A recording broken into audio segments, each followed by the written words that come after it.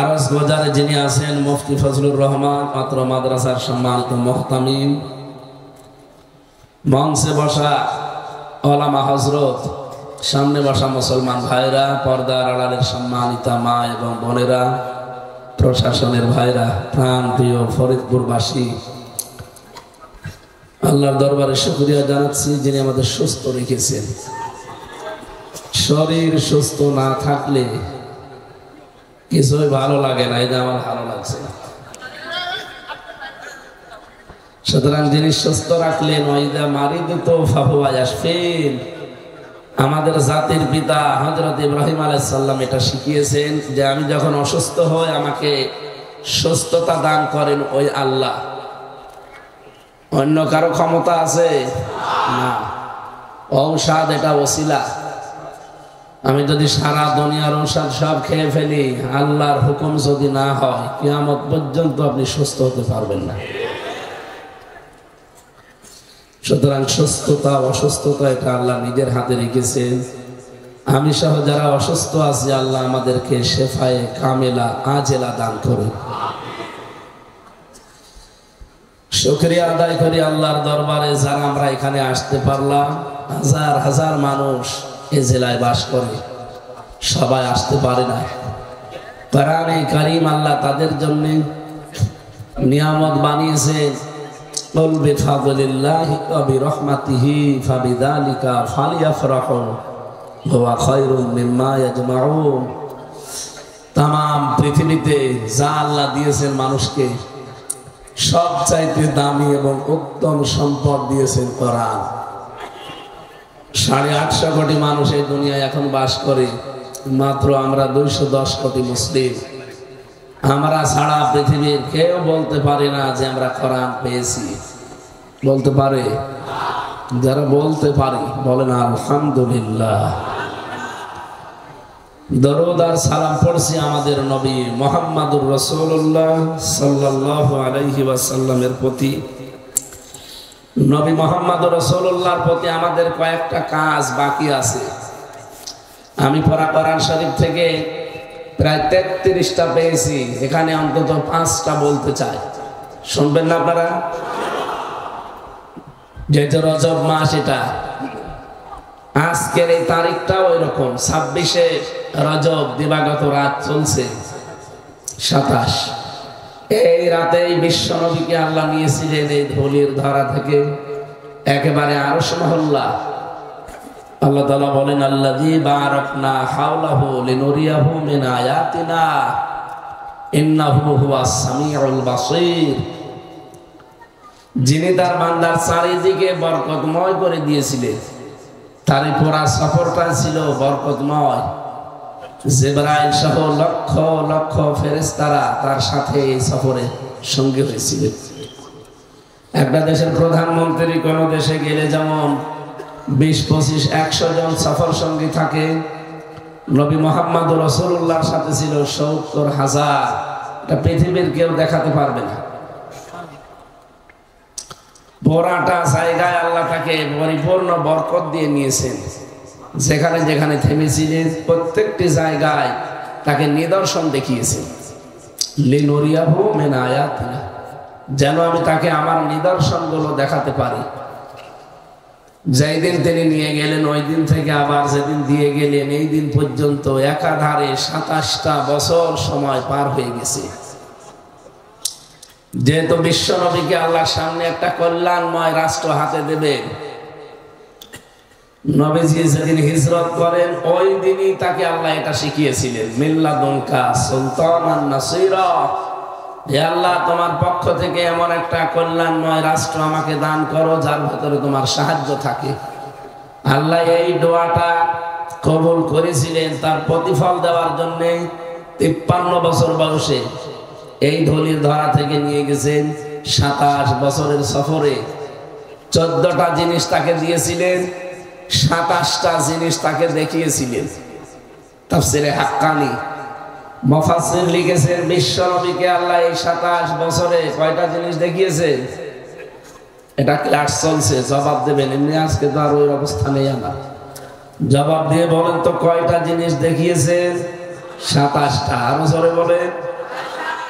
আসার সময় তাকে আল্লাহ রাব্বুল আলামিন 14টা কর্মসূচি দিয়েছিলেন যে সামনে একটা রাষ্ট্র আপনি হাতে পেতে যাচ্ছে।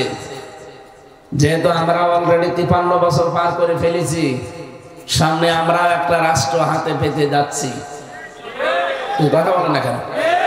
আরে যেটা মিলিয়ে যায় সেটা তো বলবেন, যেটা মেলে না সেটা আমি মিলিয়ে দেব। 2 এ 2 4 হয়, 2 এ 2 আমি 6 বানাবো ইনশাআল্লাহ। না অত বানানো যাবে না, 2 এ 2 অন্তত 4.5 বানাবো। হ্যাঁ, সুতরাং এই 14টা কাজ যদি আমাদের এই দেশে এখন আমরা করতে পারি, যারা দায়িত্বে আছেন এখন থেকে শুরু করবেন, কারণ আজকে সে রাত। কি এই 14টা কাজ যদি সত্যি আমরা এই দেশে করতে পারি, এটা একটা কল্যাণময় রাষ্ট্র হিসাবে পরিগণিত হবে ইনশাআল্লাহ। আমরা সে বিষয়ে কথা বলবো। এবার আলোচনা করছি নবীর প্রতি আমাদের কাজ 5টা। কয়টা? শুনতে এসেছেন কারা কারা দেখি হাত তোলেন তো। আন্দাজে হাত তুলবেন না ভাই, শেষ পর্যন্ত থাকা লাগবে ঘন্টা খানিক। দেখেন তো হাত তোলেনি কে? আওয়াজ মন মতো হচ্ছে না, রিভাব দেন। আলহামদুলিল্লাহ। ওনারা জানেন এটা মাত্র মাদ্রাসার মাহফিল। ওনারা বারবার পেছনে ওঠার সময় তাকিদ দিচ্ছিল যে 5টা মিনিট সময় দেবেন। যারা টাকা পয়সা মুসলমান ভাই আর বোনেরা এনেছে তারা যেন দিতে পারে, এই জন্য ওনারা যাবে 5 মিনিট এই লাইন থেকে ওই লাইনে বের হয়ে যাবে। হোসাইন হুজুর একটু ওইটা নিয়ে একটু চা খেয়ে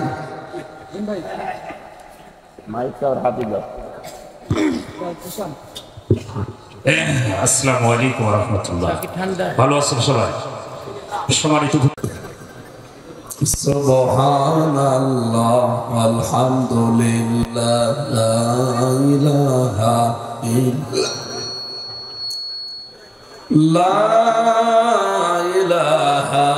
ইল্লাল্লাহ মুহাম্মাদুর রাসূলুল্লাহ।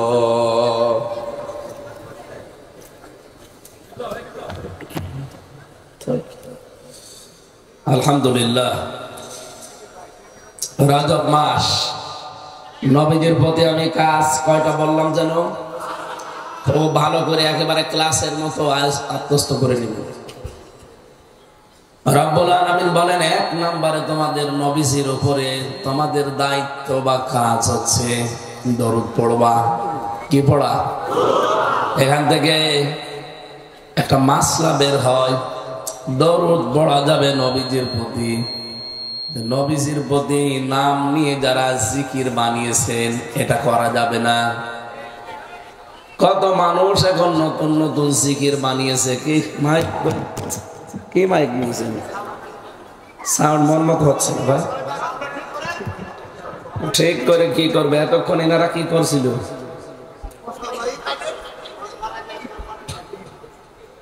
জেলা শহরে মাইক নিবে, ভালো মাইক নিয়ে আসবেন। কি ছাতা নিয়েছেন?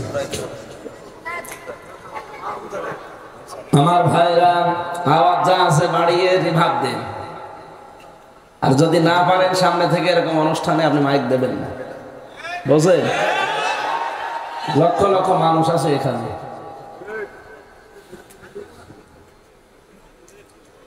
এই যে মাসলাটা বললাম, এখন থেকে আমরা যারা এটা শুনতে পাচ্ছি, যেহেতু এটা রেকর্ড হচ্ছে, সারা দুনিয়ায় ছড়াচ্ছে, পৃথিবীর মুসলিম ভাই আর বোনেরা, আমি নিজে দেখেছি অনেকে ইয়া রাসূলুল্লাহ জিকির করছে। রাসূলুল্লাহর নামে কোন জিকির আছে? বলেন। জিকির হবে শুধুমাত্র কার নামে? আল্লাযীনা আমানু ওয়া তাতমাইন্নু কুলুবুহুম বিযিকরিল্লাহ। আলা বিযিকরিল্লাহি তাতমাইন্নুল কুলুব।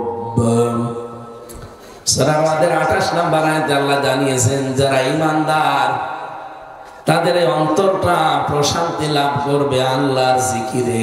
কেন আল্লাহ বলতে পারতেন না তাদের অন্তর প্রশান্তি হবে রাসূলুল্লাহর জিকিরে? রাসূলুল্লাহর জিকিরে আমাদের অন্তর প্রশান্তি হবে না। আমাদের অন্তর প্রশান্তি লাভ করতে পারে শুধুমাত্র একমাত্র কেবলমাত্র কার জিকিরে। কিন্তু জিকিরটা হওয়া লাগবে সহি শুদ্ধ। এদেশে কত মানুষ তো জিকির করে, বিশেষ করে এই জেলায় বেশি। আলী বাবা, শাহ আলী বাবা, খাজা বাবা, দয়াল বাবা। আর এখানকার কিছু আল্লাহর ওলি আরো বিভিন্ন জায়গায় আছে, তারা আবার কেল্লা বাবা, ফতে বাবা। আমি যেগুলো বলছি প্রতিটি কথার পেছনে আমি দলিল বলছি, আপনি দরকার হয় রেকর্ডটা পরে শুনবেন। সূরা ফুরকান 19 নাম্বার পারার 4 নাম্বার পৃষ্ঠার 12 নাম্বার লাইনের 68 নাম্বার আয়াতের প্রথম অংশে আছে, ওয়াল্লাযীনা লা ইয়াদউনা মা'আল্লাহি ইলাহান আখার। রব্বুল আলামিন বলেন, আমি আল্লাহর সাথে অন্য কাউকে তারা ডাকে না। আপনি জিকির করতে হলে শুধুমাত্র কার নামে করতে পারেন? এমনকি আল্লাহর নামের সাথে অন্য কাউকে আপনি জড়িয়ে দিতে পারবেন না, এ নিষেধ কার? শুধু আল্লাহ নিষেধই করেননি, ইউদাফু লাহুল আযাব। আল্লাহ বলেন, আমি ডবল শাস্তি দেব যারা দুনিয়াতে আমি আল্লাহর পাশাপাশি অন্য কোন নাম ধরে জিকির করে। সুতরাং আল্লাহ বাদে যদি কেউ আলী বাবা, খাজা বাবা, দয়াল বাবা, কেল্লা বাবা, ফতে বাবা বলে জিকির করেন, হয়তো মনে করছেন এ আর কি হবে, না, ডবল শাস্তি হবে আপনার। আজকে থেকে এটা নিষিদ্ধ। কি কথা বলে দেখেন। এমনকি আল্লাহর নামকে আপনি উলট পালট করে পরিবর্ধন করেও ডাকতে পারবেন না, বাড়া কমা না, যেভাবে আছে ওইভাবেই। আপনি যদি জিকির করতে চান বলবেন সুবহানাল্লাহ, আলহামদুলিল্লাহ, লা ইলাহা ইল্লাল্লাহ, আল্লাহু আকবার। সূরা আরাফের 181 না 80 নাম্বার আয়াতে আল্লাহ জানিয়েছেন, রব্বুল আলামিন বলেন, লিল্লাহিল আসমাউল হুসনা ফাদউহু বিহা ওয়া যারুল্লাযীনা ইউলহিদুনা ফি আসমাই সায়াজজাউনা মা কানু ইয়ামালুন। আর একটি ভাবে শুনবেন, আল্লাহ পাক বলেন, আমার অনেক নাম আছে। আল্লাহর নাম আমরা সচরাচর 99টা জানি, কিন্তু আল্লাহর নাম আমি 5000 পেয়েছি। এই 5000 নামের ভেতরে যে নামে পারেন আপনি ডাকতে পারেন, কোনো অসুবিধা নেই। কিন্তু সাবধান, আল্লাহর নামকে ইলহাদ করবেন না। ইলহাদ মানে পরিবর্তন করে দেওয়া। এ জেলায় যারা জিকির করেন আল্লাহ আল্লাহ আল্লাহ, এরপরে হু হু, এর ভেতরে কি আপনি পাবেন আল্লাহকে? কোথায় পেয়েছেন ভণ্ডামি? আপনি আল্লাহর নামকে উচ্চারণ করবেন কি বাঁকাচোরা ভাবে, ভাঙ্গাচোরা ভাবে, না স্পষ্ট? আরাতিলিল কুরআনা তারতিলা। রব্বুল আলামিন বলেন, কেউ যদি কোরআনে কারীম পড়ে সে যেন শুদ্ধ করে তারতিলের সাথে স্পষ্ট ভাবে থেমে থেমে পড়ে। যেহেতু আল্লাহ এই শব্দটা কোরআনে নেই, বলেন বলেন, সুতরাং এখন থেকে ডাকতে হলে এটা শুদ্ধ করে উচ্চারণ করবেন। আপনার এই মুখের দিকে আমার আল্লাহ তাকিয়ে আছে, দেখি আমার বান্দা শুদ্ধ করে নামটা বলে কিনা। এটা কোরআন হাদিস না, একটা ঘটনা পড়েছিলাম কিতাবে। আল্লাহর এক বান্দা দেখেছেন, একটা রওশনের সাথে হয়ে গেছে, আর একটা দাঁড়িয়ে আছে ওই মহিলার মতো। এখন এখানে আসেন, আপনার কিভাবে মায়ের দিয়ে এখানে আসেন।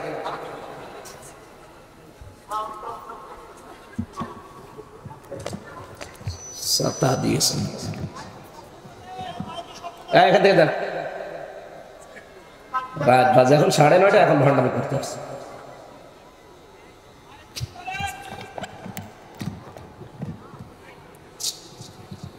হোসাইন আসে কি করতে গো? হ্যাঁ,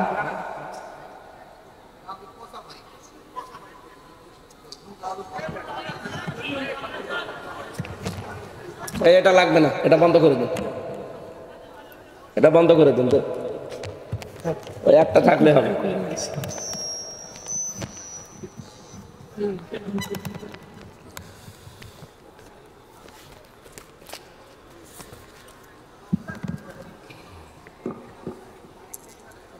আওয়াজ বাড়িয়ে দেন। আর জীবনে যেন আমার কোনো মাহফিলে মাইক নেবেন না। আমি যদি শুনি যে এরকম কোনো মাইক নিয়েছেন, আমি কিন্তু পথ থেকে বাড়ি চলে যাব।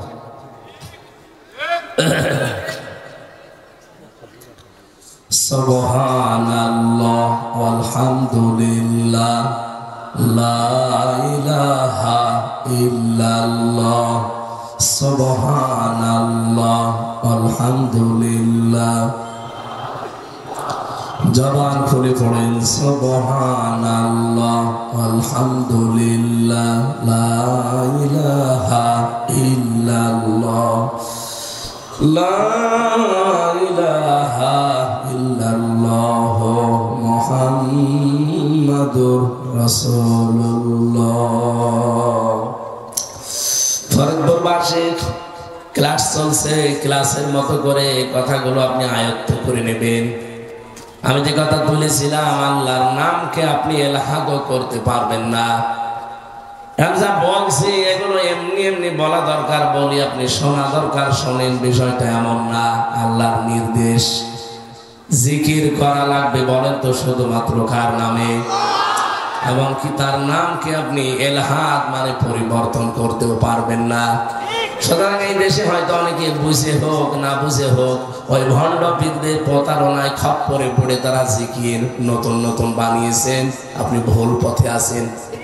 ওদেরকে যদি আপনি জিজ্ঞাসা করেন যে দলিল বলে, ওদের দরবার নষ্ট হয়ে যাবে, দলিল পাবে না। তাহলে আজকে থেকে জিকির শুনলাম, واذكر ربك في نفسك تضرعا وخيفة ودون الجهر من القول بالغدو والآصال ولا تكن من الغافلين। সূরা আরাফের 204 নম্বর 5 নম্বর আয়াতে আছে, রব্বুল আলামিন বলেন, হে নবী আমাকে স্মরণ করবেন মনে মনে। এদিকে তাকান, মনে মনে স্মরণ করবেন। 2 নম্বরে ভীত সন্তুষ্ট হয়ে, 3 নম্বরে কান্না জড়িত কণ্ঠে, 4 নম্বরে উচ্চ আওয়াজ বাদ দিয়ে। যেহেতু এই শব্দটা নিয়ে সারা বাংলাদেশ সহ ভারতের অনেক প্রদেশে মানুষ অনেকেই বুঝে হোক না বুঝে ব্যবসা করে খাচ্ছে, এই জন্য দলিলটা বললাম। আমার উপরে রাগ না করে এই 4টা নিয়ম দিয়ে আপনি জিকির করবেন। 1 নাম্বার মনে মনে, 2 নাম্বার ভীত সন্তুষ্ট হয়ে, 3 নম্বরে কান্না জড়িত কণ্ঠে, 4 নম্বরে উচ্চ আওয়াজ বাদ দিয়ে। যারা জিকিরকে ইবাদত মনে করে করেন, এর বাইরে আপনি যেতে পারবেন?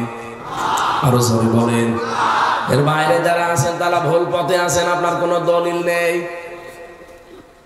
তাহলে রাসূলের উপরও কোনো দরুদ বলছেন নেই, রাসূলের উপরে কোনো জিকির, জিকির শুধুমাত্র বলেন তো কার নামে? এটা মাঝে মাঝে শুধু বাবার নামে জিকির করা হালকা জায়েজ আছে। আমাদের দেশটাতে তো চালু করে দিয়েছিল, সব জায়গায় জিকির হবে খালি বাবার। টয়লেটের উপরে আমি নিজে লেখা দেখেছি বঙ্গবন্ধু টয়লেট। হ্যাঁ, ওখানে বসে বসে জিকির করবে যে বঙ্গবন্ধু বঙ্গবন্ধু। কত নিচে নামিয়েছিলেন আপনি টের পাচ্ছেন? হয়তো উপরে তুলতে গেছেন, গেছে নিচে নেমে। আমি জেলখানায় থাকাকালীন একজন ফাঁসির আসামি পেয়েছিলাম, ওই যে মামুন সোহেল চৌধুরী নায়ক বলে একজন ছিল না, তাকে হত্যা করেছিল ওই লোকটা। 25টা বছর জেলে ছিল।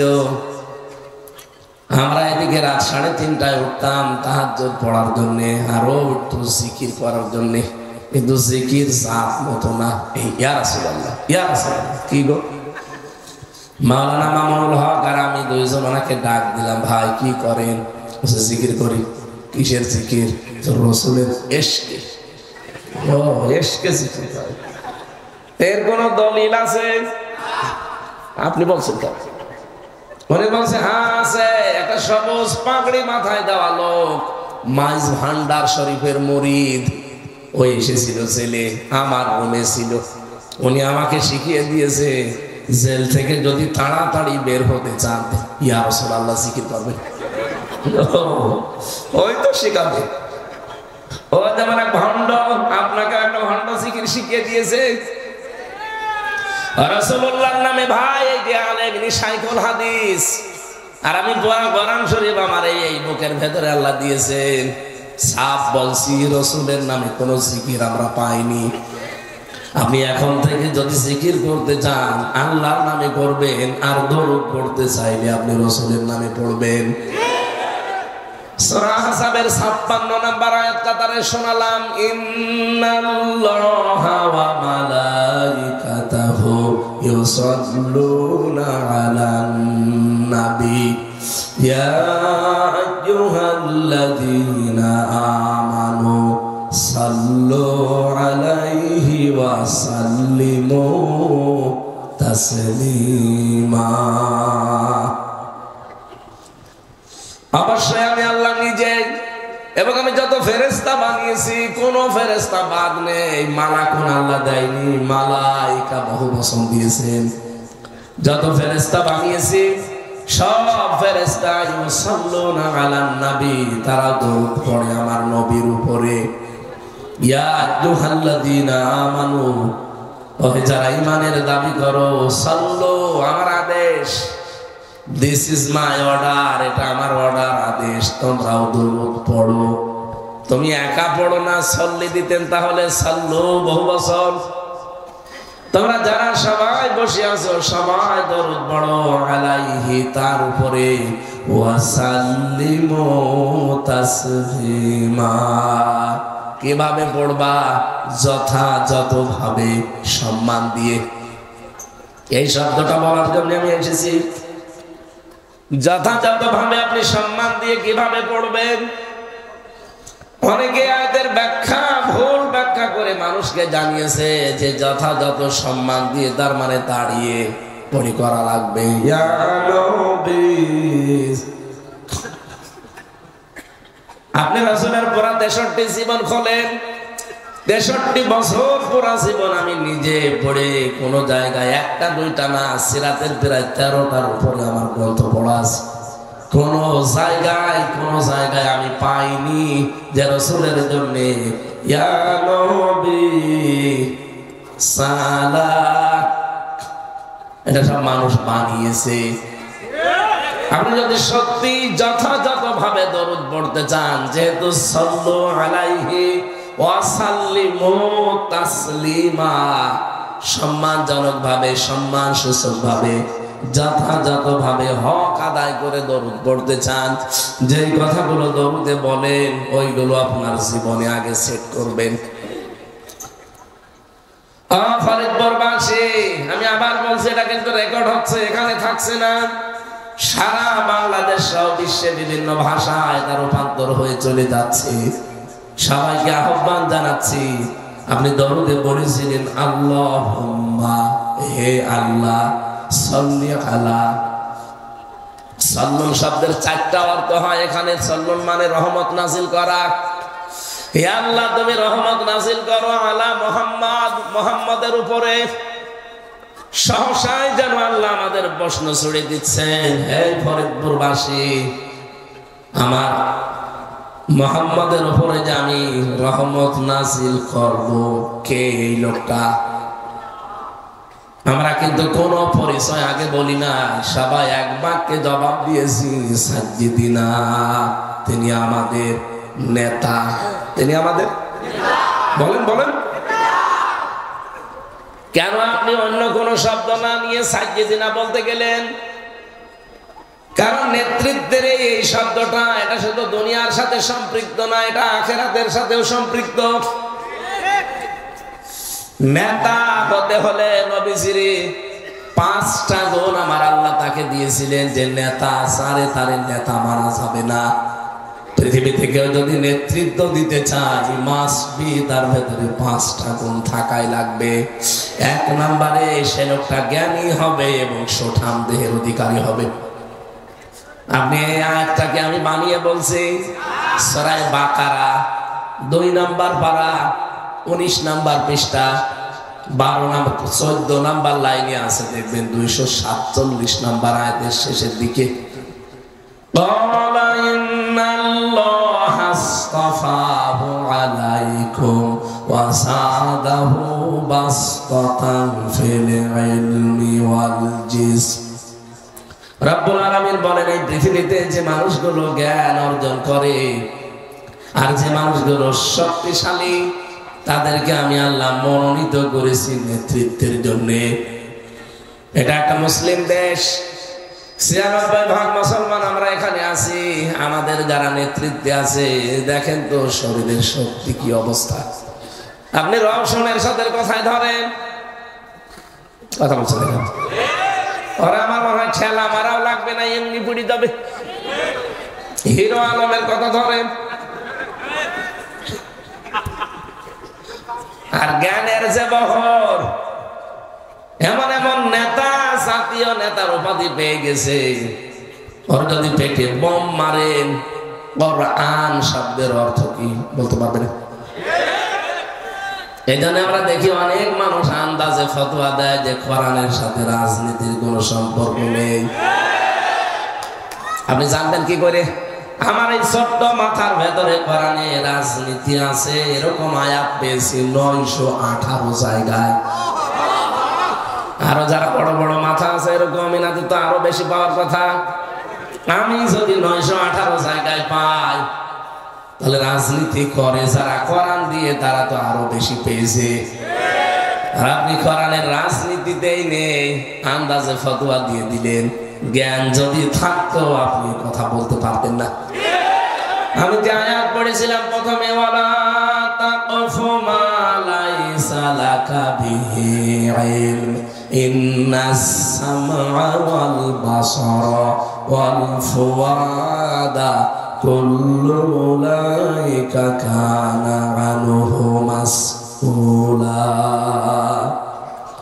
সূরা বনী ইসরাঈলের 36 নম্বর আয়াতে আল্লাহ জানিয়েছেন, সাবধান, যে বিষয়ে জ্ঞান নেই কথা বলবা না। এ ফতোয়া কার? অথচ বাংলাদেশে আমরা দেখি যে বিষয়টা জানি না ওইটা আরো বেশি করে বলে। এদেশে এমন জাতীয় নেতার তকমা পেয়েছে, কোনটা জানাজার নামাজ কোনটা ঈদের নামাজ ও সাতাটাও জানে না। আগামীকাল ঈদুল আজহার জানাজার নামাজ সকাল 9টায় হবে। আমি কি বেশি বলে ফেললাম? তাহলে এখন থেকে আমরা এই আয়াত দ্বারা প্রমাণ পেলাম, নেতা হতে হলে, নেতৃত্ব দিতে হলে তার শক্তি লাগবে। 2 নম্বরে তার ইলম লাগবে।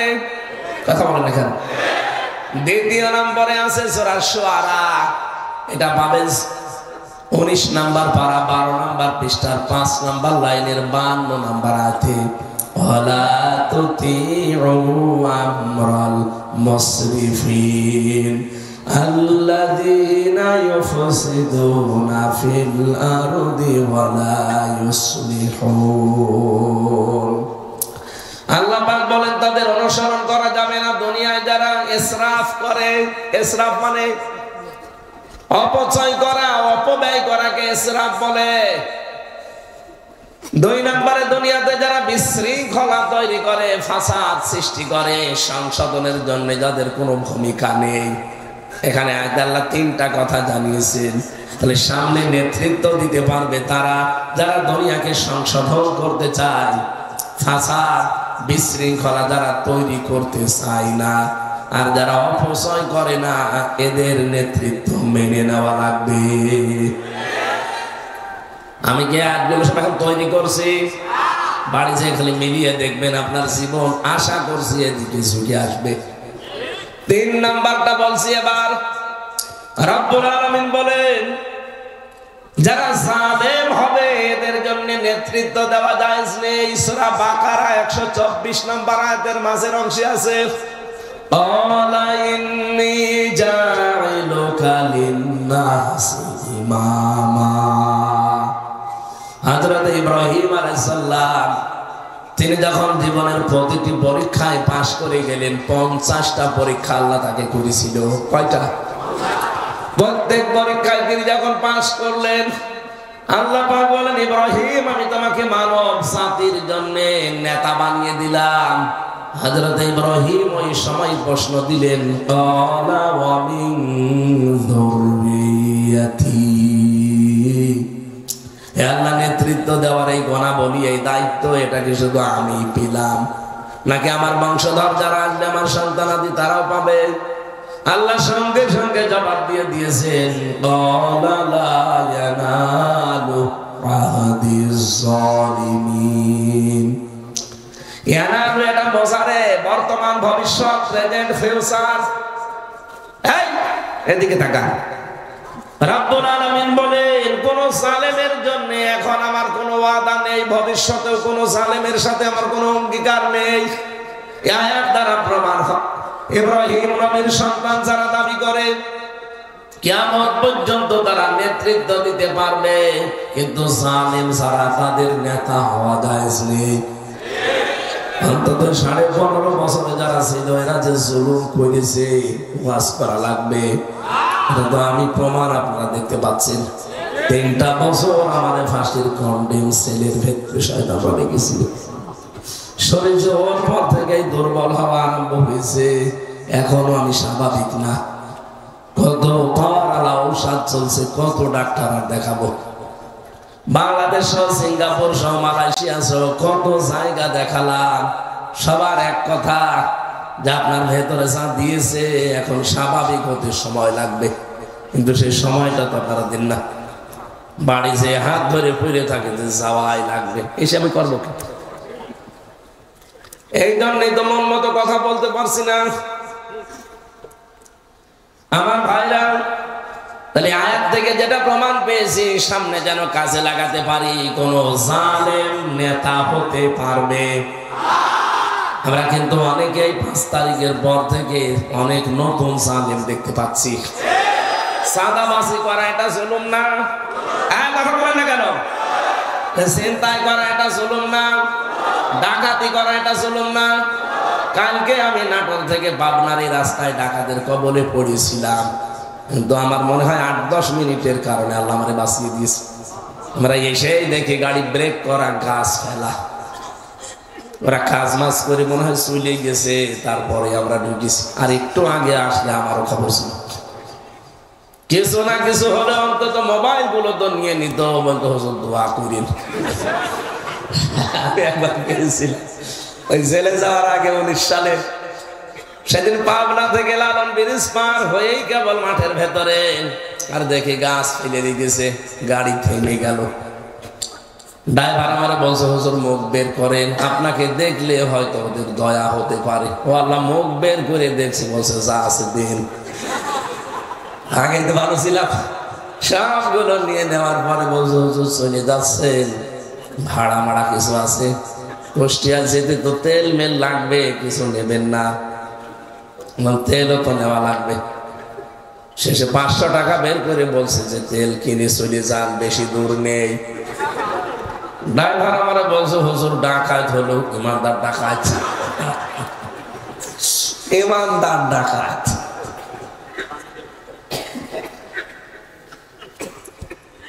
জুলুম বন্ধ করা লাগবে, নাই তো আপনি সামনে নেতৃত্বে আসতে পারবেন না। অন্তত এই দেশের মুসলমান আপনাকে গ্রহণ করবে না।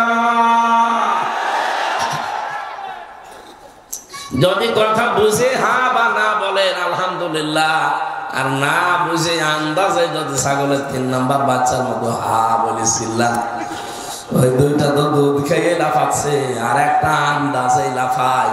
কি তুই তো দুধ এখনো খাতে পারলি না, লাফাস? ওদের দেখা দেখি লাফাচ্ছে। আমরা জানি এমন হয়ে না যায়। সামনে কোন জালেম নেতৃত্বে আসতে পারবে, গ্রহণ করবো আমরা। 4 নাম্বারটা বলি, এটা আবার রাগ করবেন না তো? আমি পড়ে এসেছি, এই জন্য বলছি। মানবেন না মানবেন ওটা আপনার বিবেকের বিষয়, আমার বলতে বাধা নেই, আমি বলবো। আপনি মানা করলো আমি বলবো। এটা সূরা নিসা 5 নাম্বার পারা 2 নাম্বার পৃষ্ঠার 11 নাম্বার লাইনের 34 নাম্বার আয়াতে পাবেন। আর রিজালু কাওয়ামুনা আলান নিসা। রব্বুল আলামিন বলেন নেতৃত্বে আসবে যারা, তারা পুরুষ হওয়া লাগবে, মহিলা নেতা হতে পারবে না। লা ইয়াফলিহা কওমুন, নবীজির হাদিস আছে লা ইয়াফলিহা কওমুন। ইউফলিহ এটা বোঝারে বর্তমান, ভবিষ্যৎ, প্রেজেন্ট, ফিউচার। মজারের আগে যদি লান আসে বাংলা অর্থ দাঁড়ায় জীবনেও হবে না। গ্যারান্টি কিন্তু হামজা দেয়নি, দিয়েছে রাসূলুল্লাহ। তার জীবনে কোনোদিন মিথ্যা পাওয়া গেছে? সেই রাসূলুল্লাহ বলেন লা ইয়াফলিহা কওমুন, ওই জাতি কখনোই সফল হতে পারে না যে জাতির দায়িত্বে আছে কোন মহিলা। আমার মনে হয় 54 বছরে আমরা সফল হতে না পারার পেছনে এইটা একটা কারণ। আমেরিকাকে অনেকে আমরা চর্মচোখে সফল দেখি, ওরা সাথে মাতাল হলো তাহলে ঠিক আছে। ট্রাম্পের মতো একজনকে ওরা বানিয়েছে, কিন্তু কমলা হ্যারিসকে দায়িত্ব দেয়নি। আপনি ওদের কাছ থেকে সব নেন, ওদের পোশাক আশাক নিয়েছেন, ওদের চুলের কাটিং নিয়েছেন, এটা নিতে পারেন না। ওরা শত শত বছর আজ পর্যন্ত কোন মহিলাকে নেতা বানায়নি। আর আপনি ওখান থেকে সব নেবেন, শুধু এইটা নেবেন না, এইটাও সামনে নেওয়া লাগবে। কোন মহিলা আমাদের নেতা হতে পারবে? আরো জোরে, যারা নেতা হবে তাদের পুরুষ হওয়া লাগবে। কারণ পুরুষ মানুষ রাতে দিনে যে কাজগুলো করতে পারে, একজন মহিলা রাতে দিনে ওই কাজ করা সম্ভব না। আমি এখন শুধু নাভি থেকে হাঁটু পর্যন্ত ঢেকে খালি গায়ে এখান থেকে ফরিদপুর পর্যন্ত হেঁটে যাব, সে ক্ষমতা আমার আছে। একজন যুবতী মেয়ে লোক 25 বছর বয়স, নাভি থেকে হাঁটু পর্যন্ত ঢেকে আমার পেছনে যেতে পারবে? একটা কথা বললাম, এরকম পায়খানা দেখলে যেমন ঘৃণা করেন, উলঙ্গ নাচ দেখলে, অর্ধ উলঙ্গ নাচ দেখলে আপনার কাছে ঘৃণা লাগে। জিকির করতে আগে ভালো লাগতো না, জিকির করলে এখন মনের ভেতরে আলাদা শান্তি পান। আপনি বুঝবেন আপনাকে আল্লাহ জাহান্নামের কাছ থেকে আস্তে আস্তে জান্নাতের দিকে এগিয়ে দিচ্ছে। এই সুযোগ যদি আপনি কাজে না লাগান, আপনি কিন্তু ব্যর্থ হয়ে যাবেন। আমার হায়াতুদ দুনিয়া ইল্লা মাতাউল গুরুর, পৃথিবীর এই জমিনটা আমাদের জন্য একটা ধোঁকা। আপনার মা বাবা এটা ধোঁকা। আজকে আমার এক দাদা মারা গেছে, চাচাতো দাদা, ভালো মানুষ, ঘুমিয়েছে, ছেলে মেয়ে জামাইয়ের সাথে কথা বলে সকালে দেখে মরে গেছে। অল্প বয়স, বেশি না, 60-65 বছর বয়স হলে মরে গেল। কোন দিন লোকটা অন্তত ওই দিনের জন্য ভাবে না যে সকালে আমি হার উঠবো না, এটা আমার শেষ ঘুম। আমার ফরিদপুরবাসী, আমি আমার ইমান থেকে বলছি, মা বাবাও কিন্তু ধোঁকা। স্ত্রী, সন্তান, জমি জায়গা, প্রভাব প্রতিপত্তি, পৃথিবীতে যা আল্লাহ মানুষকে দিয়েছেন সব ধোঁকা। আপনি খালি চোখটা বন্ধ করে দেখেন ধোঁকা কেমন, সব টের পাবেন। এখানে কোরআনে কারিমে আল্লাহ জানিয়েছেন, ইয়া আইয়ুহাল্লাযীনা আমানু লা তুলহিকুম আমওয়ালুকুম ওয়ালা আওলাদুকুম আন যিকরিল্লাহ ওয়া মান ইয়াফআল যালিকা ফাউলাইকা হুমুল খাসিরুন। হে ঈমানদারেরা, তোমাদের সন্তানাদি, তোমাদের সম্পদ আদি, এগুলো যেন আল্লাহর জিকির থেকে তোমাদেরকে গাফেল করে, অমনোযোগী করে না রাখে। যদি কেউ গাফেল হয়ে যাও, আমি আল্লাহর জিকির থেকে যদি দূরে চলে যাও, তাদেরকে আমি আল্লাহ বললাম তারা ক্ষতিগ্রস্ত। বলেন নাউজুবিল্লাহ। আমি আমার নিজের দিকে তাকিয়ে একটা কথা বলছি, এদিকে তাকান। এই যে ধোঁকা, এই শব্দটা পড়ার পর থেকে আমি চিন্তা করেছিলাম যে মা বাবা এটা ধোঁকা হয় কি করে। এত ভালোবাসা দেয় তারা আমাদেরকে, স্ত্রী এত মহব্বত করে, এত প্রেম মায়ালোভ করে, সে আবার ধোঁকা হয় কি করে। সন্তানাদি, আমার তো 3টা মেয়ে আল্লাহ দিয়েছেন, এরা ধোঁকা হয় কি করে। আয়াত মনে হয় ঠিক না। পরবর্তীতে দেখি আমার পূর্বপুরুষদের দিকে তাকালাম। আমি আমার বাবা রিয়াজউদ্দিন, তার বাবা জাহান আলী, তার বাবা নামাজ আলী, এরপরে আমি আর চিনি না। এই 3 পুরুষের পরে আমার আর জানা নেই, সত্যি বলছে না, চিনি না। এখন বলেন তো তিন পুরুষের উপরে নমাজ আলীর বাবা চিনি কে আমি তো জানি না। এই লোকটা খুব বেশি হলো 100 বছর আগে মারা গেছে। কত বলেন বলেন? 100 বছর আগে যে লোকটা মরে গেল, এই লোকটা যদি এখন কুষ্টিয়ার আমার যেখানে বাড়ি, এই বাড়িতে এসে বলে এই 2 তলা বাড়ি আমার, এই ভিটা আমি কিনেছিলাম, আমি নমাজ আলীর বাবা, ওর দাঁত মুখ থাকবে? সব ফেলে দেব না? কিসের নমাজ আলীর বাপ আপনি? আমি তো নমাজ আলীকে চিনি না, আর আপনি এসেছেন নমাজ আলীর বাপ। আপনার যদি থাকার জায়গা না থাকে, কুষ্টিয়ার বড় মসজিদ খোলা আছে, রাতের বেলা ওখানে থাকেন, সকালবেলা কেটে পড়বেন। আল্লাহ যে বলেছিলেন মাতাউল গুরুর, দুনিয়ার জীবন ধোঁকা, আমি একেবারে বাস্তব বলছি। এইটা কথা বলে না কেন? আমিও যদি সত্যি 100 বছর পরে আবার এই ফরিদপুরে ফিরে আসি, যদি বলি এই বাড়ি আমার, এই ভিটা আমি কিনেছিলাম, ওই সময় যারা এখানে বসবাস করবে তারা আমারে চিনতে পারবে? আর যদি চেনেও উঠতে দেবে? কার জন্য কি করে যাচ্ছেন একটু বিবেককে প্রশ্ন করতে পারেন না? যে 100 বছর মাত্র, এরপরে ফিরে আসলে আমার নিজের কেনা এই জায়গা, এই ভিটা আমার উঠতেই দেবে না।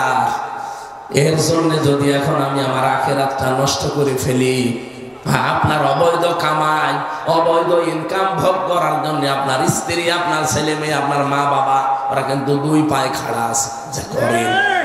কিন্তু এর দ্বারা যে গুনাহ হবে, পাপ হবে, একটা পাপও আপনার বউ, আপনার মা বাবাও নিতে রাজি। কথা বলেন না কেন?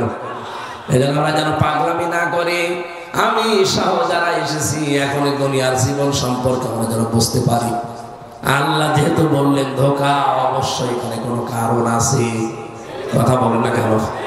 আল্লাহ আমাকে বোঝার তৌফিক সবাইকে দান করেন, বলেন আমিন। নবীজিকে আল্লাহ জিনিসগুলো দেখাচ্ছিলেন, হঠাৎ করে তার গবেষণাগারে বসিয়ে বললেন আপনি একটা রাষ্ট্রের দায়িত্বে নিতে যাচ্ছেন, কল্যাণময় রাষ্ট্র গঠন করতে হলে আপনাকে 14টা কাজ রাষ্ট্রে করা লাগবে। যান, আপনি এবার দুনিয়ায় ফিরে যান। ওয়াকাদা রাব্বুকা আল্লা তা'বুদু ইল্লা ইয়্যাহু ওয়া বিল ওয়ালিদাইনি ইহসানা। হে নবী, আপনি দুনিয়ায় ফিরে যান, আপনি জাতির লোককে ডাকবেন, পৃথিবীর মানুষকে বলবেন যে আল্লাহ ফয়সালা দিয়ে দিয়েছেন। এই ফয়সালা দিয়েছে কে? আল্লাহ ফয়সালা দিয়েছেন, রায় দিয়েছেন, সিদ্ধান্ত জানিয়েছেন যে আল্লাহ ছাড়া কারো ইবাদত করা যাবে না। সুতরাং এইটা এখন বাংলাদেশে প্রচার বেশি করা দরকার। এই রজব মাসে অন্যান্য ধর্মের যারা আছেন সবাইকে আমরা আহ্বান জানাচ্ছি, قل يا أهل الكتاب تعالوا إلى كلمة سواء بيننا وبينكم ألا نعبد إلا الله ولا نشرك به شيئا ولا يتخذ بعضنا بعضا أربابا من دون الله। হে নবী, আপনি ডাক দেন ওদেরকে, ইহুদি খ্রিস্টান যারা কিতাব পেয়েছে, আহলে কিতাব, ওদেরকে বলেন আসো, তোমাদের ভেতরে আমাদের ভেতরে যেই কয়টা জিনিসের মিল আছে, অন্তত সেই কয়টা জিনিস আমরা একসাথে করি। তোমরা ইবাদত বন্দেগী করো, আমরাও করছি। আমরা এমন আল্লাহর ইবাদত করব যার সাথে শরীক করা যাবে না, এবং আল্লাহ বাদে আমরা রব হিসাবে, আইনদাতা হিসাবে আর কাউকে মানব না। এই কথার উপরে আমরা আসো সব একমত হই। আমার মনে হয় সেই সময় এখন বাংলাদেশে চলছে। আপনারা দেখতে পাচ্ছেন সারা দেশে আমিরে জামাত ডক্টর শফিকুর রহমান হাফিজাহুল্লাহ, উনি যেখানেই যাচ্ছেন ওনার অনুষ্ঠানগুলোতে শুধু মুসলমান না, অনেকে হিন্দু পণ্ডিত, যারা পুরোহিত, ঠাকুর, খ্রিস্টান পর্যন্ত আমি কয়েকদিন আগে দেখেছি রংপুরে, এরা পর্যন্ত এসে ইসলামের সৌন্দর্য বর্ণনা করছে। তারা এই সাক্ষ্য দিচ্ছে যে দেশে যদি কোরআনের বিধান চালু হয় আমরা সবচাইতে বেশি নিরাপদে থাকবো। সুতরাং আমাদের সবার উচিত এই রজব মাসে দল, মত, জাতি, বর্ণ দেখা যাবে না। যে ধর্মের লোক আপনি হন, আপনি কিন্তু ইবাদত একজনের না একজনের করেনি। কথা বলেন না কেন? আপনারা তাকে উপরওয়ালা বলেন, গড বলেন, আমরা তাকে আল্লাহ বলি। কি হিন্দুরা তাকে উপরওয়ালা বলে ডাকে, আমরা তাকে কি বলি? এটা যে বাস্তব। আমি যখন বরিশালে পড়তাম চরমনায়, ওই সময় ব্রিজ হয়নি, নৌকা করে যাচ্ছিলাম, হঠাৎ দেখি ঝড় উঠেছে, নৌকা তো টলাটলি করছে। আমরা যারা মুসলিম আছি বলছি লা ইলাহা ইল্লা আনতা সুবহানাকা ইন্নী কুনতু মিনাজ জালিমিন। হিন্দু দাদা আর দাদি দেখি আমার সামনে বসা, ওরাও দুজন পড়ছে লা ইলাহা ইল্লাল্লাহ। কি গো দাদা, চেহারা দেখে পড়েছে অন্য ধর্মের, কালেমা পড়েন কেন? আমার বলছে দেখেন যে ঝড় উঠেছে ও কালী দুর্গার কাজ না, আল্লাহ লাগবে। এই ঝড় থেকে বাঁচাতে কালী দুর্গার দ্বারা হবে না, আল্লাহ লাগবে। এই জন্য আমি বলছি যারা অন্য ধর্মের অনুসারী আছে তারাও বিশ্বাস করে যে আল্লাহ একজন আছে। কথা বলেন না কেন? হয়তো তারা ইবাদতের ভেতরে শিরিক করে ফেলে। খ্রিস্টানরা যেমন আল্লাহ একজন আছে বিশ্বাস করে, কিন্তু তারা এই কথা বলে যে আল্লাহর স্ত্রী আছে মরিয়ম, তার ছেলে আছে ঈসা। এই জন্য তারা মুশরিক হয়ে গেছে। আমি বাইরের রাষ্ট্রগুলোতে অনেক ইহুদির সাথে মিলেছি, তাদের সাথে মিশে দেখেছি ইহুদিরা পর্যন্ত তারা এই কথা বলে যে আল্লাহ একজন আছে, কিন্তু উযাইর আলাইহিস সালামকে তারা আল্লাহর ছেলে মনে করে। হযরত মূসাকে তারা নাম পাল্টিয়ে তাকে যোসেফ বলে। ইহুদি যারা মূসা নবীর ধর্ম মেনে চলে বলে যে আমরা মূসা নবীকে মানি, ওরা মূসা বলে না, বলে যোসেফ। কি বলে? খ্রিস্টানরা হযরত ঈসাকে ঈসা বলে না, বলে যিশু। আমরা আমাদের নবী মুহাম্মদ রাসূলুল্লাহর নামকে কোনদিন পরিবর্তন করি নাই, করেছি? আমাদের নবীকে আল্লাহ ডাক দিয়েছেন কোরআনে কারিমে প্রায় 7টা নাম দিয়ে।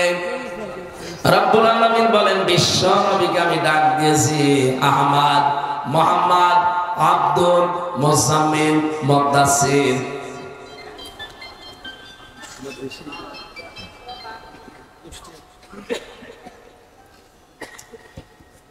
এই যে নামগুলো ধরে আমার নবীকে আমি ডাক দিয়েছি। অন্যান্য ধর্মের তারাও নবীর নামে ডাকে, তাদের নবীর স্মরণ করে। ইহুদিদের সাথে মিশলে ওরা নবীর কথা তোলে, কিন্তু নবীর কথা তুলতে গেলে মূসা নবীর নাম বললে বলে না, তার নাম যোসেফ। কি ইহুদিরা এটা বলে। খ্রিস্টানদের কাছে কথা আমি তুলেছিলাম বাইরের দেশে গিয়ে, তাদের সাথে ওই যে চলাফেরা করা লাগে রাস্তাঘাটে, বাসে, ট্রেনে, ওই সময় পাশাপাশি সিট পড়লে কথা তুলি, তখন দেখি খ্রিস্টান নবীর নাম কি বলে যিশু, না ঈসা আলাইহিস সালাম বলে না, যিশু। আমাদের নবী মুহাম্মদ রাসূলুল্লাহর পরিচয় যখন তুলে ধরা হয়, ওরা তখন হিংসা এবং অহংকার দেখায়। তোমাদের নবী এ লোকটা গরিব মানুষ ছিল, অসহায় ছিল। তাওরাতের ভেতরে কিন্তু 1000-এর উপরে আমার নবীর নামের সম্মান মর্যাদা বৃদ্ধি করা আছে, 1000 বারের উপরে। তারা এটা জানতো, দেখতো, কিন্তু হিংসার বশবর্তী হয়ে অহংকার করে তারা মানতো না। আজ আপনি দেখবেন এই দেশে অনেক মানুষ এমন আছে, 48টা নিবন্ধিত দল এই দেশে, নিবন্ধনের বাইরে আছে প্রায় সব মিলে 73টার উপরে। এদেশে অন্তত পাগল ছাড়া সবাই জানে যে দেশে মাসলুম দল কোনটা, হক দল কোনটা। এরপরও হিংসার বশবর্তী হয়ে অহংকার করেও মানতে চায় না, মুখ ফিরিয়ে যায়। ওরা যদি আমাদের নবীর পরিচয় পাওয়ার পরও হিংসার বশবর্তী হয়ে অহংকার করে না মেনে ইহুদি হয়, খ্রিস্টান হয়, মাগদুব হয়, দরলিন হয়। আর যারা বাংলাদেশে হক কোনটা দেখিয়ে দেওয়ার পরও যদি কেউ বলে না আমরা মানি না, সত্যকে সত্য জানার পরে যারা মানতে চায় না, হিংসা করে অহংকার করে, তাদেরও মরণ হবে ইহুদি আর খ্রিস্টানের মতো। আমি কোরআন হাদিসের চোখ লাগিয়ে তা দেখতে পাচ্ছি। আপনি জাহান্নামে যাচ্ছেন। ইন্নাল্লাযীনা কাযযাবু বিআয়াতিনা ওয়াস্তাকবারু আনহা। রব্বুল আলামিন বলেন যারা আমার আয়াতকে মিথ্যা প্রতিপন্ন করে, বিশ্বাস করতে চায় না 100 বার। আর যারা কথা বললে অহংকার করে মুখ ফিরিয়ে চলে যেতে চায়, হে নবী আপনি জানিয়ে দেন লা তুফাত্তাহু লাহুম, তাদের জন্য খোলা হচ্ছে না, হবে না আবওয়াবাল জান্নাহ, জান্নাতের দরজা। আবওয়াবুস সামা, আকাশের কোন দরজা তাদের জন্য খোলা হচ্ছে না, সব বন্ধ। ওয়ালা ইয়াদখুলুনাল জান্নাহ, তারা জান্নাতে আসতে পারবে না। ইয়াদখুলুনা মুসারে বর্তমান ভবিষ্যৎ, প্রেজেন্ট ফিউচার, কতদিন পারবেন না? হাত্তা ইয়ালিজাল জামালু ফি সামিল খিয়াত, যতক্ষণ সূচের ছিদ্র দিয়ে উট প্রবেশ করে যেতে না পারে। বলুন তো, যে দুইটা চরিত্রের কথা আল্লাহ বললেন, আল্লাহর আয়াত দিয়ে ওয়াজ করার পরে যে মানুষগুলো মিথ্যা মনে করে আর অহংকার করে মুখ ফিরিয়ে চলে যায়, এই দুই চরিত্রের মানুষ বাংলায় আছে না? আপনার জন্য আকাশের দরজা বন্ধ, জান্নাতে আপনি যেতে পারবেন না। যদি যেতে পারেন, আয়াত মিথ্যা। সূরা আরাফের 41 নম্বর আয়াত, ওয়ালা ইয়াদখুলুনাল জান্নাহ, জান্নাতে আপনি যাচ্ছেন না, যাবেনও না। সূচের ছিদ্র দিয়ে উট প্রবেশ করা কত অসম্ভব, আল্লাহ উদাহরণটা সেট করেছেন, দেখেছেন। ওয়াকাযালিকা নাজজিল মুজরিমিন, আল্লাহ বলেন আমি পাপিষ্ঠদেরকে এইভাবে শাস্তি দেব। শাস্তির ধরনটা আল্লাহর সামনে নিয়ে এসেছেন। লাহুম মিন জাহান্নামা মিহাদু ওয়া মিন ফাওকিহিম গাওয়াশ ওয়া কাযালিকা নাজজিজ জালিমিন।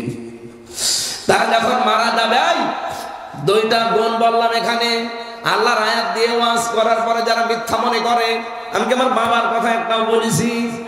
বলেন, আপনার বিশ্বাস হতে চায় না, এই জন্য তো আমি আয়াত পারা পৃষ্ঠা লাইন রূপ সব বলে দিচ্ছি, বাড়িতে মিলিয়ে দেখবেন। যারা আল্লাহর এই কথাগুলো শোনার পরে মিথ্যা মনে করে, 100 ভাগের বিশ্বাস হতে চায় না। আর যারা অহংকার করে মুখ ফিরিয়ে চলে যাচ্ছেন, হিংসা করে অহংকারের বশবর্তী হয়ে, আপনার জন্য কিন্তু আকাশের দরজা সব বন্ধ, আপনার আমল ওঠা বন্ধ হয়ে গেছে। 2 নম্বর, আপনি জান্নাতে যাচ্ছেন না, যাবেনও না। সূচের ছিদ্র দিয়ে যে লোক প্রবেশ করতে পারে না, আপনি পারবেন না।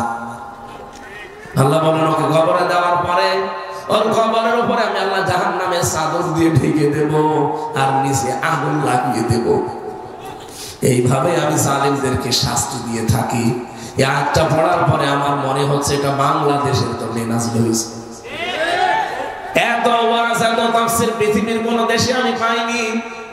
চোখে আঙ্গুল দিয়ে দেখিয়ে দেওয়া হয়, এরপরেও কিছু মানুষ হিংসা করে মানতে চায় না। কথা বলেন না কেন? আমান আযলামু মিম্মান যুক্কিরা বিআয়াতি রাব্বিহি সুম্মা আ'রাদা আনহা ইন্না মিনাল মুজরিমিনা মুনতাকিমুন। সূরা সেজদা 21 নম্বর পারা 16 নম্বর পৃষ্ঠার 3 নম্বর লাইনের 22 নম্বর আয়াতে আছে। তাফসীরে ফি জিলালিল কোরআন সাইয়্যিদ কুতুব লিখেছেন, পৃথিবীতে আল্লাহর দৃষ্টিতে বড় জালেম ওইটা যাকে কোরআন দিয়ে ওয়াজ করা হয়, উপদেশ দেওয়া হয়, এর বড় সে অহংকার করে মুখ ফিরিয়ে চলে যায়। আল্লাহ বলেন অবশ্যই আমি এরকম পাপিষ্ঠ গুনাহগার মুজরিমদের থেকে কঠিন প্রতিশোধ নেবই নেব। আমরা আবার প্রতিশোধের ভেতরে পড়ে যাচ্ছি না তো? আপনার যদি আমার এই কথা বিশ্বাস না হয় যে না সত্য দল কোনটা, সূরা আহজাবের 22 নম্বর আয়াত আপনি বাড়িতে মিলাবেন, এটা 21 নম্বর পারায় 19 নম্বর পৃষ্ঠার 13 নম্বর লাইনে আছে। ফালাম্মা রাআল মুমিনুনা আল আহজাব ক্বালু হাদা মা ওয়া'দানাল্লাহু ওয়া রাসূলুহু ওয়া সাদাকাল্লাহু ওয়া রাসূলুহু ওয়া মা যাদাহুম ইল্লা ঈমানা ওয়া তাসলিমা। রব্বুল আলামিন বলেন, হে নবী, আপনি যখন দেখবেন মুমিনদের একটা দল ঝান্ডা হাতে নিয়ে এগিয়ে যাচ্ছে, তাদেরকে প্রতিহত করার জন্য অনেকে চেষ্টা চালাচ্ছে। আজ বাংলাদেশে ইসলাম কায়েমের জন্য সবাই বলে, কিন্তু জালেম এবং বাতিলদের টার্গেট কিন্তু একটা। কথা বলেন না কেন? এই 53-54 বছরের জালেমরা শুধু একটা দলকে কোণঠাসা করে রেখেছে। অন্যান্য দলের লোকেরা হালকা পাতলা যদি ইসলামের কিছু করতেও পারে, একটা দলকে জালেমরা টার্গেট নিয়েছিল। আপনি একটা কথা যদি ভুল প্রমাণ করতে পারেন দেখান। এই 53 বছর নাম দিয়ে হোক, বেনাম দিয়ে হোক, বিভিন্ন তকমা দিয়ে হোক, এদেরকে যেন উপরে উঠতে দেওয়া না হয়, সেই কাজ করেছে জালেমরা। এখন আরম্ভ করেছে মুনাফিকেরা। যেই দেখেছেন এই দেশের যারা টুপিওয়ালা মানুষ, ইসলাম পন্থীরা সব এক হয়ে যাচ্ছে, অনেক জালেমের, অনেক মুনাফিকের মাথা খারাপ হয়ে গেছে। কেন আপনি এতদিন কোথায় ছিলেন? অন্তত এখন সব আলেমরা এক হওয়ার জন্য সিদ্ধান্ত নিচ্ছে। জেলখানায় মাওলানা মামুনুল হক আমাকে 3টা বছরে আমার মনে হয় একদিনও বাদ যাবে না, এই কথা বলে নাই। প্রতিদিন বলতো, হামজা বাইরে চিন্তা ভাবনা করতাম কি, আর ভেতরে এসে জালেমরা করছে কি। বাইরে আমরা টুপি নিয়ে মারামারি করতাম, লম্বা টুপি না 5 কলি টুপি, বাইরে আমরা আমিন জরিমানা নিয়ে মারামারি করি, গন্ডগোল করি, ওর আকীদা ঠিক নেই, ওর আকীদা ঠিক আছে এই নিয়ে। আর এখানে দেখো জালেমরা সব আমাদের এক জায়গায় রেখে দিয়েছে। ভালো করে শোনো হামজা, বাইরে যদি আল্লাহ আমাদেরকে নিয়ে যায়, আমার জীবনের টার্গেটই হবে এটা, যে যা করছে করুক গা, আমি দেখবো কি করি আমরা আলেম সমাজ এক হতে পারি। এই জন্যই তিনি কিন্তু বের হওয়ার পরে চেষ্টা চালিয়ে যাচ্ছে। কথা বলে ঠিক কিনা? আজকে মাহমুদুর রহমানের সকালের বক্তব্য দেখেছেন আমার দেশ পত্রিকার। উনি জানাচ্ছে দেশে যদি এখনো এই আলেম সমাজ, বিশেষ করে মুসলিম যারা প্র্যাকটিসিং মুসলিম দাবি করেন, তারা যদি এক হতে না পারেন, আগামীতে কিন্তু দেশটা দাদা বাবুদের কবলে চলে যাওয়ার সম্ভাবনা আছে। এই জন্য আমাদের এখনই সতর্ক হওয়া লাগবে। ছোটখাটো কোনো মাসলা এখন আর নেই, সব বাদ। আগে এই দেশে আমরা চর্মচোখে দেখবো যে কোরআন কায়েম হয়েছে, এটা কায়েম হবে বলে আমার বিশ্বাস। কারণ এদেশে আগস্টের 5 তারিখের আগে মাত্র 100 জনের 15 জন মানুষ চাইতো যে কোরআনের বিধান কায়েম হোক। জানুয়ারি মাসের জরিপগুলো দেখবেন, ইন্টারন্যাশনাল যেগুলো, আরে ভাই আমেরিকায় জরিপগুলো দেয়, ভয়েস অফ আমেরিকা, মাইক্রোসফট, এগুলো আমরা তৈরি করিনি, সব খ্রিস্টানরা। ওরা আমাদের তো চাচাতো ভাই হয়, বলেন। ওরা এখন রিপোর্ট দিচ্ছে বাংলাদেশের তৃতীয় একটা ইসলামপন্থী শক্তির উত্থান হতে যাচ্ছে, আর এরা মনে হয় দেশটা চালাবে। এজন্য আগের থেকে এখন মানুষ 100 জনের 58 জন মানুষ চাচ্ছে দেশে ইসলাম কায়েম হোক। 4.5 মাস, 4.5 মাস 5 মাসে যদি ব্যবধান 15 থেকে 58 হয়ে যায়, আর কয়েক মাস যেতে দেন। আজকে সর্বনাথ বীর দফর বেলা সংবাদ সম্মেলন করে বলছিল, দেখেননি? সাংবাদিক প্রশ্ন করছে নির্বাচন কতদিন পরে চান? উনি বলছে 1 থেকে 1.5 বছর। পেছন থেকে আমি দেখলাম একজন জামা ঠিকই ধরছে, বলছে না কথা বলেন না, বলেন যে এখনই চাই। এখনই চাই মানে আবার আপনি দিনের ভোট রাতে করে ফেলবেন। জালেমরা তো সবই বসা। এই 1628টা চেয়ারে যারা ছিল, আমরা চাই শহীদদের রক্তের দাম দেওয়ার জন্য সবগুলোকে বিদায় করে নতুন মানুষ ঘরে বসা। এই মানুষগুলোই তারা যারা দিনের ভোট রাতে করে দিয়েছে। কথা বলেন না কেন? আমার সাথে বসে ছিল জেলখানা, ও নিজে বলতো আমার, বলছে আমরা দিনের ভোট রাতে করেছি, আমি নিজে তার প্রমাণ। বলছে এত সত্যি কথা আপনি বলছেন মানে? কখন মরে যায় ঠিক আছে। জেলখানায় এসে এখন আল্লাহর ভয় খুব ভেতরে। 5 ওয়াক্ত নামাজ পড়ে, আবার তাহাজ্জুদে কোন কোন সূরা পড়া লাগে, কোন নামাজের পরে কোন আয়াত পড়া লাগে, খালি আমার জিজ্ঞাসা করে। বলছে এই যে নির্বাচন গেল, আমি দিনের ভোট রাতে করে দিয়েছি হুজুর, এতে যা হয় হবে। রাত 12টা থেকে একেবারে ফজর পর্যন্ত ভোট কাটা আরম্ভ করেছিলাম। ফজরের আজান দিলে সব কমপ্লিট করে বাক্সগুলো পাঠিয়ে দিয়েছি। এরপর আমি গোসল করলাম, ওযু করে 2 রাকাত তওবার নামাজ পড়লাম। এরপরে বললাম আস্তাগফিরুল্লাহ। হুজুর আমার এই তওবা হয়েছে। কিসের তওবা? আপনি কি আল্লাহর কাছে দোষ করেছেন যে আস্তাগফিরুল্লাহ পড়েন? আপনি দোষ করেছেন হামজার কাছে। হ্যাঁ বলেন না কেন? আপনি দোষ করেছেন কার কাছে? হামজার কাছে, আর হামজার বউর কাছে। কারণ একটা এমপি বানাতে হলে 3.5 থেকে 4 লাখ হামজা লাগে, হামজার বউ লাগে। আর আপনি রাত 12টার পর থেকে ফজর পর্যন্ত একাই হামজা হয়ে গেলেন, হামজার বউ হয়ে গেলেন। আপনি যদি মাপ পেতে চান আস্তাগফিরুল্লাহ পড়লে হবে না, যার যার ভোট আপনি কেটে দিয়ে দিয়েছেন তার কাছে বের হয়ে যদি যেতে পারেন তার কাছে মাপ চাবেন, তার কাছে স্বীকার করবেন খোলা মনে। আমার কাছে যেভাবে বলছেন বলবেন যে ভাই ভুল হয়ে গেছে, যাই করি ভুল হয়ে গেছে, যার জন্য করেছিলাম সে তো আমারে না রেখেই পালিয়ে চলে গেছে। অন্তত আমাকে বলে যেতে পারতো তুমি ভোট কেটে রাতেরটা দিনে করে দিলে, দিনেরটা রাতে করলে, তোমারে বলে গেলাম, তাও বলে না।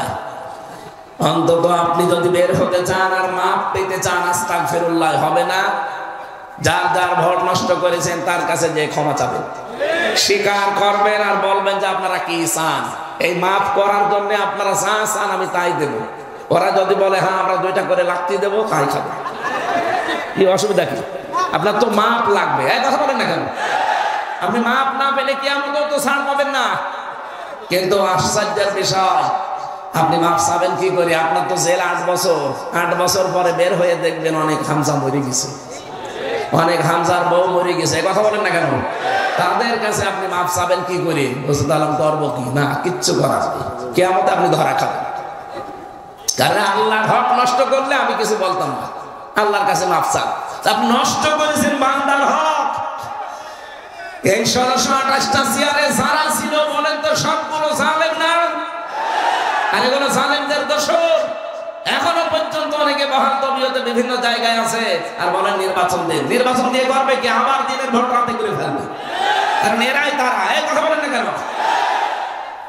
হ্যাঁ, খুব বেশি দেরি হোক না আমরা চাচ্ছি না, সঙ্গত একটা সময় চাই এবং যুক্তি সম্মানজনক একটা সময় তাদেরকে দিয়ে তাড়াতাড়ি করে। নাই তো উনি ওখানে বসে বসে কিন্তু শুধু চা খাচ্ছে না, বিভিন্ন মানুষকে কাজে লাগাচ্ছে, পারছে না। আজকে এখন শিক্ষকদের পেছনে লেগেছে, এদের পেছনে শুধু শিক্ষকদের যৌক্তিক দাবি আমি যদি হয় মেনে নিতে রাজি আছি। যারা উল্টাপাল্টা কথা বলছেন শিক্ষকদেরকে নিয়ে, না তোমার যদি না পোষায় তুমি অন্য কর্মসংস্থান করো, কেন করা লাগবে? তারা এদেশে মানুষ গড়ার কারিগর না? অবশ্যই তাদের যৌক্তিক দাবি শোনা লাগবে, সম্ভব হলে মানাও লাগবে। এই কথা বলেন না কেন? এদেশের ইমামদেরকে কলকাতার মতো যদি ইমাম, মুয়াজ্জিন, খাদেম, খতিবদেরকে যদি ভাতা দেওয়া যায়, যে সমস্ত শিক্ষকরা শুধু শিক্ষা দিয়ে যায়, বেতন পায় না, তাদেরও বেতন দেওয়া লাগবে। কি করে দেবেন আমরা জানি না। দিনজনের সম্মানিত এবং যৌক্তিক সময় না দিলে ওই আগে যা যা হয়েছিল তাই তাই আবার ফিরে আসবে। এক লোক বিয়ে করার পরে বাসার রাতে শাশুড়ি এসে বলছে, বৌমা কি করবা জানি না, আমার নাতি চায়। আরে মা আপনি সময় দেবেন তো। দাদি শাশুড়ি এসে বলছে, কি করবা জানি না, আমার কিন্তু পুতি চাই। ভাতিজা চায় একজন এসে বলছে, ননদার ননদিনী এসে বলছে, কি করবা জানি না ভাবি, আমাদের কিন্তু ভাতিজা চাই। স্বামী এবার এসে বলছে, ওগো কি করবা জানি না, আমার কিন্তু বেবি চাই। বেবি চাই বলে উনি শুয়ে পড়েছে ঘুমিয়ে। কি গো ঘুমাচ্ছ? কেউ বেবি চাও, কেউ ভাতিজা চাও, কেউ নাতি চাও, কেউ পুতি চাও, ঘুমালে হবে? কথা বলেন। আমারে সময় দেবা, কমপক্ষে 10 মাস 10 দিন আমারে সময় দাও, বাসর ঘরটা শেষ হোক, কিছুই করো না, শুধু নাতি চাই। এদেশে এখনো পর্যন্ত 1628টা চেয়ারে কেউ পাল্টায় না, সবগুলো জালেমদের দখলে। এখনো পর্যন্ত সবগুলোই তাদের চরিত্র ঠিক ওইভাবে কাজ করে যাচ্ছে। আর আমি আন্দাজে নাতি যে করবো কি, নাতি হবে ঠিক কিন্তু অবৈধ, কারণ ছেলে তো ঘুমিয়ে পড়েছে। কথা বলে না কেন? ছেলেকে অন্তত জাগিয়ে দেন, ও কাজ করুক। কথা বলছে না কেন? যে 4টা জিনিস চেয়েছে, কেউ বেবি চেয়েছে, কেউ ভাতিজা, কেউ নাতি, কেউ পুতি, কিয়ামত পর্যন্ত হওয়া সম্ভব যদি বাসর না হয়। আরো জোরে বলেন, শুধু বাসর হলেই হবে? 10 মাস 10 দিন লাগবে না। বউ তখন মাথার ঘন্টা ফেলে দিয়ে বলছে, কি বলেন, আমি কি সব ডাউনলোড করে নিয়ে আসবো? সময় দেবেন না, কাজ করবেন না, আন্দাজ আমি নাতি কোথায় পাবো? এখানে আমরা চাচ্ছি যারা দায়িত্বে আছেন, এই ষড়যন্ত্র যেটা আরম্ভ হয়েছে এটা থামবে না। এটা থামাতে হলে একমাত্র পথ হচ্ছে বৈধ সরকারের হাতে দেশটা তুলে দেওয়া। কিন্তু বৈধ সরকারের হাতে দেশটা তুলে দিতে হলে বৈধতা লাগবে, সেই পরিবেশ এখনো কায়েম হয়নি। আলেমরা এটা টের পাচ্ছে। এক কথা বলেন না কেন? আমরা এখানে চাচ্ছি যারা দায়িত্বে আছেন, আপনারা আমরা বছরের পর বছর দেখতে চাই যৌক্তিক সময় নেন, সম্মানজনক সময় নেন, খুব তাড়াতাড়ি পরিবর্তন দরকার আমাদের। এদেশে যেহেতু সাদাবাজি বাড়ছে, ডাকাতি বাড়তেছে, পুলিশ সব নীরব ভূমিকায় আছে। পুলিশের এই ভূমিকা সামনে আসবে তখন যখন দলীয়করণ বন্ধ হবে। আমরা চাচ্ছি এই মাহফিল থেকে আহ্বান জানাই, যারা দায়িত্বে আছেন পুলিশের বিভাগটা আলাদা করে দিন। ওরা কোন নেতা নেত্রীর কথা মতো চলবে না, কথা বলেন না কেন? ওদের বিভাগ হবে আলাদা। দেশ থেকে চুরি ডাকাতি মাদক 41 সাল লাগবে না, 41 ঘন্টায় ওরা বিদায় করে দেবে। ওরা শুধু কমান্ড মানবে, ওদের যে দায়িত্ব আছে তা। নয়তো আবার যারা আসবে তারা এই দলীয়করণ করে আবার এই দেশটাকে রসাতলে নিয়ে যাবে না। এটা আমরা আর হতে সামনে যাব না। এখানে আমাদের উচিত হচ্ছে ইবাদতটা মানুষকে এখন থেকে বোঝানো। ইবাদত মানে শুধু নামাজ পড়া না, রোজা করা না, শুধু হজ করা না, যাকাত দেওয়া না, শুধু পাগড়ি মাথায় দিয়ে হু হু করা না। ইবাদত মানে আল্লাহর বিধান যেখানে, ওটা মানা লাগবে রাসূলের তরিকায়। কথা বলেন। বিশ্বনবী আল্লাহ জানিয়েছেন আপনি যান, এইটা আপনি সমাজে, পরিবারে, রাষ্ট্রে প্রচার করবেন। কল্যাণময় রাষ্ট্র বানাতে হলে এটা রাখবেন।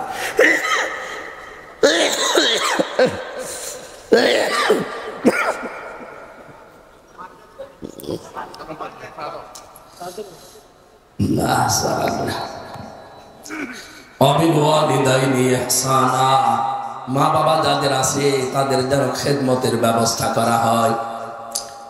রব্বুল আলামিন মা বাবার নাম নিজের ইবাদতের পরে দিয়েছেন। এই কারণে এই পৃথিবীতে আল্লাহ নিজে আমাদের জন্য যা করেছেন তারপরে সবচাইতে বেশি কষ্ট স্বীকার করেছে আমার উপরে আমার মা আর আমার বাবা।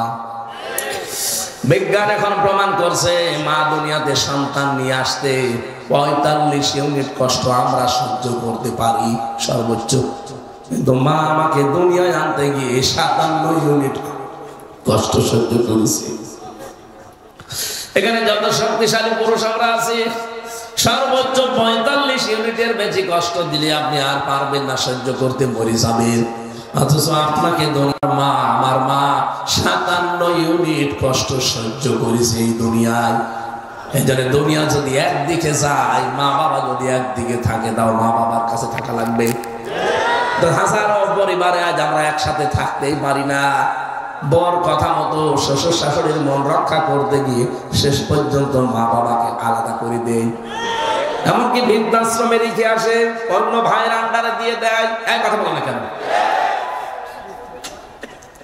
কয়েকদিন আগে আমি নীলফামারী গিয়েছিলাম, দিনাজপুর বিভাগ, রংপুর বিভাগের নীলফামারী কিশোরগঞ্জ থানা।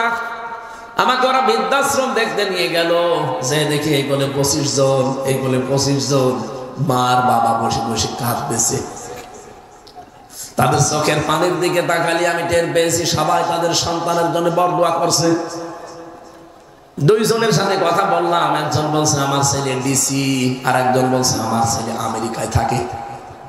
অথচ বর মন রক্ষা করতে গিয়ে আজ আমাদেরকে এই বৃদ্ধাশ্রমে রেখে গেছে 3 বছর।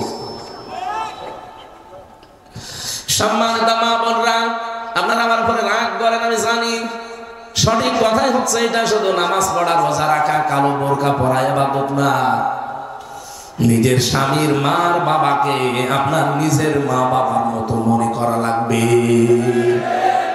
নিজের মা বাবা যদি আপনার বাড়িতে আসে কোনোদিন চলে যাকে মনে করেন, শ্বশুর শাশুড়িকে আলাদা করে দিতে বলেন স্বামীকে। আপনি মানুষ, আমি স্বামী।